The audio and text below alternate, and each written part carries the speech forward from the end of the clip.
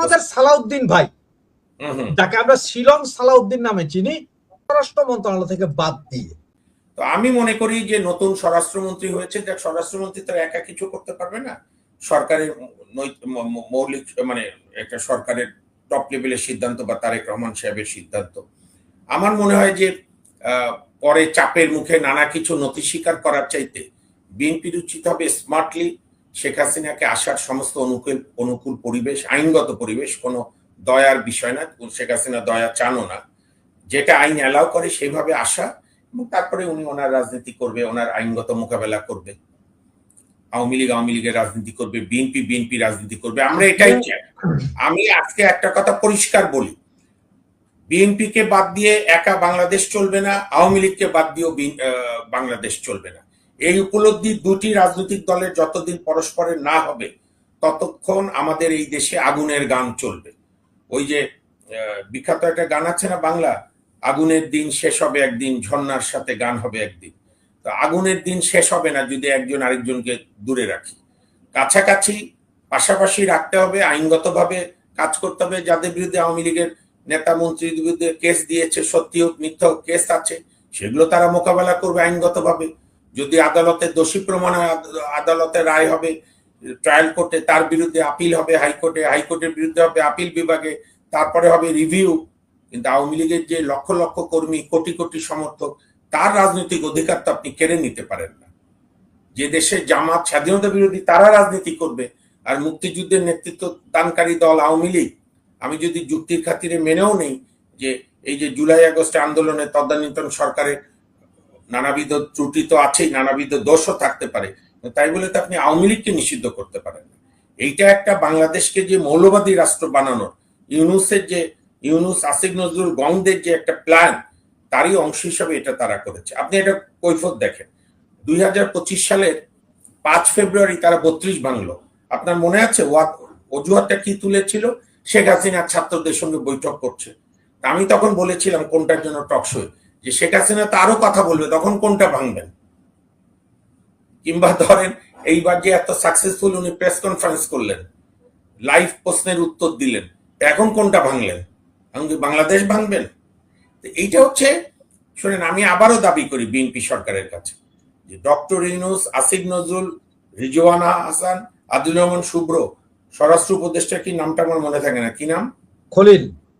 না, স্বরাষ্ট্র উপদেষ্টা ছিল ইউনূসের স্বরাষ্ট্র উপদেষ্টা, আমারও মনে নেই এগুলোর নাম। আচ্ছা, যাই হোক, লেফটেন্যান্ট জেনারেল কি যেন নাম, কেউ যেন দেশ ছেড়ে যেতে না পারে, ট্রাভেল রেস্ট্রিকশন দিয়ে দেন। কারণ এই যে জঙ্গিবাদের উত্থান হয়েছে, আপনি যে রিপোর্ট দেখালেন যে আল কায়দার শাখা আছে, বা এই যে শয় জঙ্গিদেরকে ছেড়ে দিল ইউনূসের গভর্নমেন্ট, আসিফ নজরুলরা পরামর্শ করে, এইটার তো বিচার হতে হবে। হামেদ ট্র্যাজেডিরও যেরকম ইউনূসের বিচার হবে একদিন, এটা যদি বিএনপি না করে পরের সরকার করবে, পরের সরকার না করলে তার পরের সরকার করবে, পাপের বিচার হবে। কোনো ইন্ডেমনিটি দিয়ে কোনো পাপের বিচার বন্ধ থাকে না। তার বড় প্রমাণ বঙ্গবন্ধু হত্যার বিচার। খন্দকার মুস্তাক জিয়াউর রহমানের তো ইন্ডেমনিটি দিয়েছিল যে হত্যার বিচার হবে না, বাংলাদেশের জনগণ সেটা ভেঙে দিয়েছে। মামুন ভাই, আমরা লাইভে প্রায় শেষ পর্যায়ে। ধন্যবাদ। যে দর্শক বলছে স্বরাষ্ট্র উপদেষ্টা জাহাঙ্গীর আলম, সেই দর্শক জাহাঙ্গীর আলম। আচ্ছা, একটা জিনিস দেখে, এই যে আমাদের রাশেদ ভাই একটা বিষয় বলি, জীবন ইউনূস সাহেবের তো রাষ্ট্রপতি হওয়ার খোয়াব গেল। হ্যাঁ, ওইটাই কথা বলতে চাচ্ছিলাম আমি। এই যে আমাদের সালাউদ্দিন ভাই, যাকে আমরা শিলং সালাউদ্দিন নামে চিনি, উনাকে আজকে এলজিআরডি মন্ত্রণালয়ে দেওয়া হচ্ছে স্বরাষ্ট্র মন্ত্রণালয় থেকে বাদ দিয়ে, এবং রাষ্ট্রপতির নাম ঘোষণা করা হচ্ছে মির্জা ফখরুল ইসলাম আলমগীরকে, যিনি অবশ্য বলেন যে 17 বছর আন্দোলন সংগ্রাম করেছেন, অনেক ত্যাগ তিতিক্ষা স্বীকার করেছেন, অনেকবার জেলে গিয়েছিলেন। এখানে আমার দুইটা প্রশ্ন। একটা হচ্ছে যে গত 17 বছর যখন আওয়ামী লীগ ছিল, আপনারাও বলেন যে আইন লঙ্ঘন, আওয়ামী লীগ কুক্ষিগত করেছিল, গত 24 মাস বা এখন পর্যন্ত যে অবস্থাটা আইন লঙ্ঘনে কারো জামিন হয় না, মির্জা ফখরুল ইসলাম আলমগীরের ক্ষেত্রে কি এই ধরনের হয়েছিল? যখন জামিনই হইতেছিল না। প্রথম কথা একটা কারেকশন করি, এটা ইদানিংকালে এই প্রতিবাদগুলো না করলে হবে কি, মিথ্যা গোয়েবেলস কায়দায় বলতে বলতে ওটা সত্য হবে। প্রথম কথা, 17 বছর কোনো আন্দোলন করেনি বিএনপি।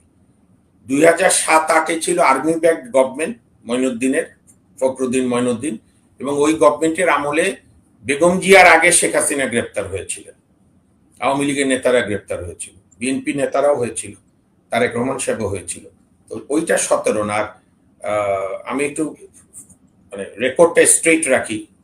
2009-এ শেখ হাসিনা প্রধানমন্ত্রী ওথ নেওয়ার পর 13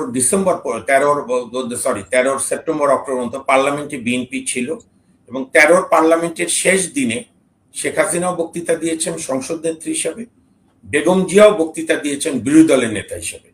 তার পাশে প্রয়াত মওদুদ আহমেদ বসা ছিল, উনি বেগম জিয়া একটা করে বক্তৃতা দিচ্ছিল, একটা করে চ্যাপ্টার, একটা করে কাগজ ওনার কাছে দিচ্ছিল, মানে খুবই সৌহার্দ্য পরিবেশে। শেখ হাসিনার বক্তৃতাও সবাই শুনেছেন, বেগম জিয়ার বক্তৃতাও সবাই শুনেছে। আমি পার্সোনালি উপস্থিত ছিলাম দর্শক সারিতে, এবং ভিআইপি সারিতে ছিলাম বলে দুই নেত্রীকে কাছাকাছি দেখেছি। তো সেই পর্যন্ত তো কোনো আন্দোলনই নাই। ওই সময় একটাই আন্দোলন বিএনপি করতো, বেগম জিয়ার বাড়ি যে ভেঙে দিল সেইটা। তো যাই হোক, মির্জা ফখরুল সাহেব তো কত বছর জেলে ছিল আওয়ামী লীগ আমলে, তো কেউ বলতে পারবে না। কেস হয়েছিল 250টা, কিন্তু টানা তো বোধহয় 6 মাস 7 মাসের বেশি না। আর আপনি যে প্রশ্ন করলেন, জামিন হয়েছিল কিন্তু দেরিতে হয়েছিল। আমি মনে করি কি জানেন, এই বিএনপি আওয়ামী লীগের যে কোনো পার্টির মহাসচিবদের, কেন্দ্রীয় নেতাদের বা আওয়ামী লীগের সাধারণ সম্পাদক বলে, তাদের বেল দেবে ম্যাজিস্ট্রেট। বিচার বিভাগকে কুক্ষিগত 91 সাল থেকেই করেছিল। সেটাকে হয়তো প্রত্যেক সরকারি অতীত থেকে শিক্ষা না নিয়ে আরো বাড়িয়েছিল। যেমন আমি আপনাকে একটা চ্যালেঞ্জ দেই আপনার মাধ্যমে, পাকিস্তান আমলে কোন রাষ্ট্রদ্রোহ মামলায় বঙ্গবন্ধু শেখ মুজিবুর রহমানকে জামিন নেওয়ার জন্য পুরো পাকিস্তান হাইকোর্টে আসতে হয়নি। রাশেদ ভাই শুনছেন? জি জি। বড়জোর বিভিন্ন জেলার সেশন জাজ অথবা অনেক সময় ম্যাজিস্ট্রেট কোর্টরা বেল দিয়ে দিয়েছিল বঙ্গবন্ধু শেখ মুজিবুর রহমান, তাজউদ্দিন আহমেদ, সৈয়দ নজরুল ইসলাম, ওদিকে মৌলানা ভাসানী, বামপন্থীরা মনি সিংরা তো নিষিদ্ধই ছিল, আন্ডারগ্রাউন্ডে ছিল। আমি বলবো এই দুই দলই, 91 থেকে বেগম জিয়া, 96 থেকে শেখ হাসিনা, এই দুজনের যদি ওই টার্মের 5 বছর মূল্যায়ন করেন, আমার দেখা মতে শেখ হাসিনার 96 থেকে 2001 তার সাবসিকুয়েন্ট শাসন আমলের চাইতে, উন্নয়নের কথা বলছি না, উন্নয়নে তো উনি চ্যাম্পিয়ন, কিন্তু এই যে বিচার বিভাগকে স্বাধীন রাখা, নির্বাচন কমিশন, বাংলাদেশ ব্যাংকের গভর্নর নিয়োগ, অ্যাটর্নি জেনারেল নিয়োগ, শেখ হাসিনার 96 থেকে 2001-এ অসাধারণ অ্যাপয়েন্টমেন্ট। উনি বাংলাদেশের অ্যাটর্নি জেনারেল করেছিলেন, প্রখ্যাত সংবিধান বিশেষজ্ঞ, ওনার বই, কোনো উকিল, সুপ্রিম কোর্টের লয়ার বা জাজরা ওনার বই ছাড়া রিট মামলা করতে পারে না, constitution law of Bangladesh, Mahmudul Islam. এবং ওনার মতো একজন কোনো দল করে না, আওয়ামী লীগ কেন কোনো দলই করেননি, শেখ হাসিনা তার যোগ্যতা দেখে নিয়োগ দিয়েছিল, এবং উনি সাকসেসফুলি অ্যাটর্নি জেনারেল শেষ করেছিল। তো সেইটা তো শেখ হাসিনার কৃতিত্ব। শেখ হাসিনা লুৎফর রহমান সরকারকে বাংলাদেশ ব্যাংকের গভর্নর করেছিল, জানা সত্ত্বেও যে লুৎফর রহমান সরকার আওয়ামী লীগের রাজনীতি সাবস্ক্রাইব করে না। আমাদের জাতির দুর্ভাগ্য, শেখ হাসিনার এই 96 থেকে 2001-এ উদারতা যেরকম বেগম জিয়া 2001 থেকে 6 ধরে রাখলো না, পরবর্তীকালে শেখ হাসিনাও তার শাসনামলে বিশেষ করে 15 থেকে 24 পর্যন্ত এই প্রাতিষ্ঠানিক নিয়োগগুলোতে আমার বিশ্বাস উনি অত্যন্ত শার্প লেডি, উনি নিজেও এখন রিয়েলাইজ করবে যে বিচার বিভাগকে যদি উনি এই আইনমন্ত্রী আনিসুল হক বা তার ভাস্তা তাপসদের কথায় আজ্ঞাবহ না করতো, তাহলে হয়তো এই 5 আগস্ট ঘটতো না। যাই হোক, এখনো কিন্তু আমি আপনাকে সত্য বলি, এখনো আওয়ামী লীগের কেন্দ্রীয় নেতারা তো কেউ অল্প সংখ্যক জেলে আছে, বাকিরা বাইরে আছে, বা 100-র বেশি এমপি আছে, বেল হচ্ছে না। এটা দুঃখজনক। আমি এটার প্রতিবাদ করি প্রতিনিয়ত কোর্টে, যে কোনো রাজনৈতিক আদর্শ বিশ্বাস করে দেখে আপনি বিনা বিচারে কোন নাগরিককে জেলে রাখবেন না। আওয়ামী লীগ তো বটে, আওয়ামী লীগের নেতা কর্মী সব। এইটা আগেকার অবস্থা চেয়ে একটু শেষ করে নিই বড় ভাই, এইটা আগেকার অবস্থা চেয়ে আরো খারাপ হয়েছে। আমি বলছি, আমি পরিষ্কার বলছি, আওয়ামী লীগের আমলে যাই হোক না কেন এতটা জামিন বন্ধ হতো না, কিন্তু এখন যেটা হচ্ছে, এবং আনফরচুনেটলি ইউনূসের আমল তো অন্ধকার যুগ। বর্তমান প্রধানমন্ত্রী তারেক রহমানের কাছে জনগণের প্রত্যাশা ছিল যে উনি সাংবিধানিক পদগুলোতে ভালো ব্যক্তি নিয়োগ দেবে, কিন্তু এমন ব্যক্তি নিয়োগ দিয়েছে বিভিন্ন পদে বা বিভিন্ন প্রতিষ্ঠানে, মানুষ হতাশ হচ্ছে। তার সঙ্গে সবচেয়ে যেটা বড় এই সরকারকে চ্যালেঞ্জ মোকাবেলা করতে হবে, সেটা হচ্ছে শেখ হাসিনার আমলে গ্রামীণ জনগণ বিদ্যুতের ব্যবহারে অভ্যস্ত হয়ে গিয়েছিল। আমার এক বন্ধু আমাকে আজকে ফোন করে বলল দিনাজপুর থেকে যে দোস্ত, এখন আর গ্রামে এসে কেউ সংস্কারের কথা বললে মানুষ ঝাঁটা দিয়ে মানে জুতা দিয়ে পেটা করবে। যে সংস্কার পরে, চেঞ্জ পরে, আগে বিদ্যুৎ দিয়ে জ্বালানি দে, যেটা যেটা শেখের বেটি দিয়ে গিয়েছিল সাফল্যের সঙ্গে। বলেন। যে আসলে আমি যে প্রশ্নটা আপনাকে করতাম সেই প্রশ্নটার জবাব আপনি অলরেডি দিয়ে ফেলেছেন।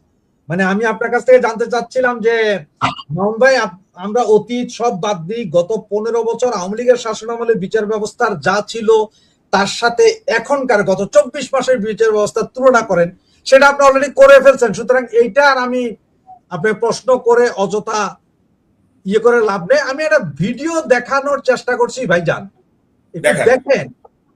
আমরা একটা মানবতা দেখি। হ্যাঁ, আমি পুরো ভিডিওটা চালার চেষ্টা করছি।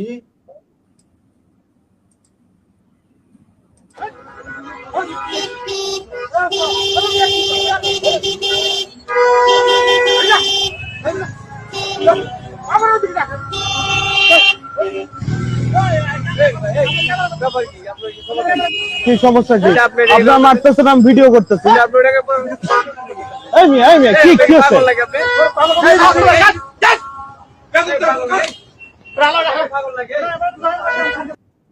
আমি মাউন্ট ভাই এই ভিডিওটার সম্বন্ধে যেটা আমার প্রশ্ন সেটা হচ্ছে যে আমি ধরে নিলাম এই মহিলা পাগল, এই মহিলা রাস্তার প্রস্টিটিউট, ভিখারি, যাই হোক, তুমি পুলিশ সদস্য 3 জন 4 জন, তোমরা এইভাবে তারে মারতে পারো, তার টানাটানি করে ব্যাগ ফেলে দিতে পারো, এরা কি মানুষ হবে না? না, প্রথম কথা, এইটার যে ভিডিও দেখলেন এটা কি ঢাকার? আমাদের ঢাকা, এটা ঢাকা। ওই মহিলা তো আর একা দুনিয়া নষ্ট করছিল না, তাদের উচিত ছিল ওয়ারলেসে মহিলা পুলিশ ডাকা। এইটা হচ্ছে আমাদের পুলিশের হ্যান্ডবুকেও আছে এবং আমাদের বহু রায়ও আছে। কোনো মহিলাকে পুলিশি দিয়ে কিছু করতে গেলে মহিলা পুলিশ ফরজ। এবং এই যে বর্বরতা, এগুলোকে তো আপনার কখনোই কোনো সভ্যতা এলাও করে না। এখন বদিউল আলম মজুমদার, ইফতেখারুজ্জামান, তারা কই? এখন আইনের শাসন কোথায়? শোনেন, বাংলাদেশের জাতির দুর্ভাগ্য যে বারবার স্বপ্ন দেখে, স্বপ্ন ভঙ্গ হয়। এর মধ্যে দিয়ে তবে আমাদের এই পলিমাটি অত্যন্ত দৃঢ়। মুক্তিযুদ্ধ, আমি একটা কথা আপনাকে আজকে বলে যাই, মুক্তিযুদ্ধকে বাদ দিয়ে কোনো রাজনীতি বাংলাদেশে টিকবে না। এইটা আমি পালস বুঝি মানুষের। আপনি আওয়ামী লীগ দমনের নাম করে আপনি যে ইউনূস যে মুক্তিযুদ্ধ আক্রান্ত করেছিল, ইউনূস নিজের অজান্তেই জানে না কতগুলো বিচারের ইনশাল্লাহ সে ভবিষ্যতে মুখোমুখি হবে। মানবের সর্বশেষ একটা প্রশ্ন করব, একটা ছবি দেখাবো, ছবির সাথে একটা প্রশ্ন করব, আপনি আমাকে 2 মিনিটের ভিতরে জবাব দিতে হবে, এরপর আমরা লাইভটা শেষ করব। জি, এই হচ্ছে যে ছবি, দেশে ফিরলেন নেপালের ক্ষমতাচ্যুত প্রধানমন্ত্রী শের বাহাদুর, হাজারো সমর্থকের সংবর্ধনা, মানে অকল্পনীয় সংবর্ধনা। যেই শের বাহাদুর নেপালের সকলে পালিয়ে গিয়েছিল, অনেক মন্ত্রীকে তো ওখানে মাইরে ফেলছিল, এরপরে আজকে ফেরার পরে ওনাকে সংবর্ধনা দিয়েছে হাজারো মানুষ। বলতেছে নেপাল তো ছোট দেশ ওদের। শেখ হাসিনা যদি ফিরে অবস্থাটা কি দাঁড়াবে? এর চেয়ে বড় সংবর্ধনা হবে। কারণটা হচ্ছে, প্রথম তো আওয়ামী লীগের একটা 40% জনগোষ্ঠী সমর্থন আছে। নাম্বার 2, শেখ হাসিনার ফেরা এবং এই যে সংবর্ধনা, এটা গ্রাউন্ড ওয়ার্ক তৈরি করে দিয়ে গেছে ডক্টর ইউনূস এবং তার অ্যাডভাইজাররা। তারা যখনই বঙ্গবন্ধুকে আক্রান্ত করেছে, মুক্তিযুদ্ধ জাদুঘর 32 নম্বর সহ সারা দেশে, আপনি বলেন মুজিবনগরের সরকারের মুজিবনগরের ওই যে স্মৃতিস্তম্ভ ভেঙেছে, বীর শ্রেষ্ঠদের স্মৃতিস্তম্ভ ভেঙেছে, বা বিএনপিও কন্ট্রোল করতে পারছে না। প্লাস মানুষ কোনো পরিবর্তন দেখছে না, বিচার বিভাগ কেন, কোনো বিভাগই কোনো পরিবর্তন হয়নি। ফলে শেখ হাসিনার প্রাসঙ্গিকতা ফিরে আসছে। এখন আমি তো প্রত্যাশা করব যে বিএনপি স্মার্টলি হ্যান্ডেল করবে। বিএনপি যদি জিদ ধরে থাকে, তাহলে শেখ হাসিনা আরো জনপ্রিয় হবে। এখন এটা বিএনপির ব্যাপার। তবে জাহিদ সাহেব যে বক্তব্য দিয়েছে তথ্য উপদেষ্টা হয়ে, সেটা তো বোঝা যাচ্ছে যে তাদের মধ্যে আপনার যে থার্মেলে যে সরকারি নেপথ্যে কি ঘটছে। ধরেন, আমি সাধারণত আপনার মতো আমিও একমত। আমরা সাধারণত কোনো গুজব ছড়াতে চাই না বা অনুমান করে বলতে চাই না। তবে নিশ্চয়ই দীনেশ ত্রিবেদী তো আর ওইখানে নরেন্দ্র মোদীর কাছে গিয়ে বলেনি যে তারেক জি আমাকে খুব সম্মান দিয়েছে। নিশ্চয়ই তারেক জিয়ার কোনো বক্তব্য প্রধানমন্ত্রীর আছে, নরেন্দ্র মোদীরও বক্তব্য আছে। এবং আপনি বোধহয় এটা জেনেছেন রাশেদ ভাই, প্রধানমন্ত্রী নরেন্দ্র মোদী বাংলাদেশের সঙ্গে তাদের সম্পর্ক, উনি বলেছেন 1-to-1 উনি ডিল করবে, উনি আর দীনেশ ত্রিবেদী। এবং আপনি বোধহয় দেখেছেন যে বিশাল ঘরে মিটিং হচ্ছে, উনি আর দীনেশ ত্রিবেদী মুখোমুখি। এবং দীনেশ ত্রিবেদী কিন্তু খুব, আমি একটু বলে নিই আপনাকে, একটু অনুমতি নেই। দীনেশ ত্রিবেদীর ইতিহাসটা আমাদের এখানকার মৌলবাদীরা জানে না বা বিএনপিও জানে না। দীনেশ ত্রিবেদী ছাত্র জীবনে যুব কংগ্রেসের কেন্দ্রীয় জয়েন্ট সেক্রেটারি ছিল রাজীব গান্ধী ইন্দিরা গান্ধীর আমলে।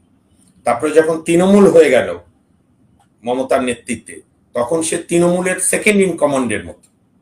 মমতা যখন ওই সোনিয়া গান্ধীর নেতৃত্বে মনমোহন সিং এর গভর্নমেন্টে রেলমন্ত্রী হিসেবে রেলমন্ত্রী হলো, তারপরে যখন 11 সালে জিতলো মমতা, পশ্চিমবঙ্গের মুখ্যমন্ত্রী হলো, তখন মমতার জায়গায় কিন্তু মমতা দীনেশ ত্রিবেদীকে দায়িত্ব দিয়েছিল। কাজে উনি মাটি থেকে উঠে আসা রাজনীতি নেতা, গতকাল হয়নি বা কারো পরিবারের কারণে হয়নি। এবং অত্যন্ত তার চোখে মুখে দেখবেন আপনি, মানে খুবই অভিজ্ঞতা। এবং আপনি তাকে দেখেছেন একটা বড় ভাইয়ের মতো, বড় দাদার মতো। সে কিন্তু কারো অসম্মানী গায়ে লাগাচ্ছে না, তার কাজ সে করে যাচ্ছে। আমাদের উচিত হবে আমাদের স্বার্থ বজায় রাখা, ভারতের কাছ থেকে আমাদের যে অমীমাংসিত সমস্যা সেটার সমাধান করা। আর ভারতের উপদেশ দরকার নাই, আমার দেশের একটা বড় দলের রাজনীতিকে আমরাই করতে দেব। মানুষ যদি গ্রহণ না করে, গ্রহণ করবে না। আরেকটা শক্তির নিত্যতার সূত্র আছে ভাই, আমরা পড়েছি, শক্তি কখনো ক্ষয় হয় না, এক শক্তি থেকে আরেক শক্তিতে রূপান্তরিত হয়। মুসলিম লীগ ক্ষয় হয়নি, মুসলিম লীগ কনভার্ট হয়ে গেছে বিএনপি সব বিভিন্ন দলে, কিন্তু আওয়ামী লীগ তো আর কনভার্ট হওয়ার জায়গা নাই। কারণ মুক্তিযুদ্ধ এবং বঙ্গবন্ধুকে রাজনৈতিক দল হিসেবে আওয়ামী লীগ লালন করছে, যেটা শেখ হাসিনা বলতেন আগে আমাদের সব বিভিন্ন জায়গায়, যে আমরা যেদিন থাকবো না সেদিন মুক্তিযুদ্ধ থাকবে না, বঙ্গবন্ধু অসম্মানিত হবে, শহীদরা অসম্মানিত হবে। আমি তো দেখলাম ইউনূস সেই কাজটাই করলো। কাজী সেই কারণে আওয়ামী লীগের রাজনীতি প্রাসঙ্গিক হয়েছে। তারপরও তাদের যে ভুল ত্রুটি আছে, অপরাধ আছে, অপরাধ নেই এটা আমি বলবো না, অন্ধের মতো অনেক অপরাধ আছে। রাজনীতি কন্ট্রোল করতে পারেনি, জামাত শিবির বৃদ্ধি পেয়েছে, তারা সেটা বুঝতে পারেনি, অথবা বুঝেও তাদের অনেক দুর্নীতিবাজ নেতারা এগুলোকে ওভারলুক করতে চেয়েছে। রাজনৈতিক ভাবে আমাদের শিক্ষা ব্যবস্থায় নৈতিক পরিবর্তন আনতে পারেনি। কারণ ধরেন এই যে নাহিদ, তারপর কি নাম, হাসনাত আব্দুল্লাহ, তারপরে যে বলছিল আমি না সার্জিস, তারপরে যে কি নাম আসিফ মাহমুদ সজীব ভুঁইয়া, যে বলছিল আমি ট্যাক্স কি নাম কি চালাবো, থ্রিলার না হুইলার চালাবো। হ্যাঁ হ্যাঁ হ্যাঁ, তো এরা তো 5-6 পর অবস্থায় শেখ হাসিনা রাষ্ট্রীয় ক্ষমতায়। তাহলে স্কুলের শিক্ষাক্রম কি হলো, কলেজে কি হলো, বিশ্ববিদ্যালয়ে ছাত্র রাজনীতি কি শিক্ষা দিল, শিবির যে তলে তলে বড় হলো তারা এটা বুঝতেই পারলো না। কাজেই এগুলো সবগুলো নিজেরাও নিশ্চয়ই আত্মোপলব্ধি করছে। তবে আমি আরেকটা শেষ অনুরোধ করব আজকে টকশোয়, বাংলাদেশে গণতন্ত্রের জন্য, আইনের শাসনের জন্য, বিচার বিভাগের স্বাধীনতার জন্য, মৌলবাদ, জঙ্গিবাদ, এই যে আপনার জয়সি মোহাম্মদ সহ এগুলোকে দমন করা, স্বাধীনতা বিরোধী শক্তিদের দমন করার জন্য আওয়ামী লীগ বিএনপিকে ন্যূনতম জায়গায় ঐক্যমতে পৌঁছাতে হবে। এইটা যত তাড়াতাড়ি এই দুই দল করবে বাংলাদেশের জন্য তত মঙ্গল। নতুবা ওই যে বীরের রক্তধারা, মাতার অশ্রু জল, বীরের রক্তধারা সবই কি ধরার ধুলায় হবে আরা, এই প্রশ্ন উঠবে বারবার। ধন্যবাদ। ধন্যবাদ। সুপ্রিয় দর্শক শ্রোতা মন্ডলী, আপনারা অনেকে কমেন্টস করেছেন, আমরা কমেন্টস এর আজকে উত্তরগুলো দিতে পারিনি, কারণ বিভিন্ন বিষয় নিয়ে দুঃখিত এই জন্য যে আপনাদের কাছে আপনারা কমেন্টস নিতে পারেনি এবং করতে পারেনি। আর রাতের যেহেতু 11টার কাছাকাছি বেজে গেছে, আজকে মাধ্যমে কি আমি একটা আপনার কাছে আবদার করতে পারি? অবশ্যই অবশ্যই। হ্যাঁ, সামনের বৃহস্পতিবারে আপনি আপনার সময় আগে আনলে আপনি আমি মিলে কিছু দর্শকদের প্রশ্নের উত্তর দিতে চাই, তাহলে আমাদের লাইভ অনুষ্ঠান। ওইটাই বলছিলাম যে দর্শক শ্রোতা, মানে আগামী সপ্তাহে মাউন্ট ভাই আমাদের প্রতি বৃহস্পতিবার বাংলাদেশ সময় রাতের 9টায় আসে। আগামী সপ্তাহে আপনাদের প্রশ্নগুলোর জবাব দেওয়ার চেষ্টা করব। তো আজকে এখানে দিতে পারলাম না। আর মাউন্ট ভাই, আপনার কাছে আমাদের একটা রিকোয়েস্ট, যে প্রতিদিনই কিছু না কিছু ঘটে যাচ্ছে। এমনও হতে পারে যে আপনার বৃহস্পতিবারের শিডিউল ডেট আমাদের সাথে, এর ভিতরেও হয়তো কোনোদিন আমরা হয়তো 1 ঘন্টা 1.5 ঘন্টার ঠিক আছে, ইটস মাই প্লেজার, কথা বলতে হবে। অবশ্যই ইটস মাই প্লেজার। আপনি যখনই বলবেন জাস্ট একটু কয়েক ঘন্টা আগে বলেন, তাহলে আমি ওইভাবে সাজাতে পারি।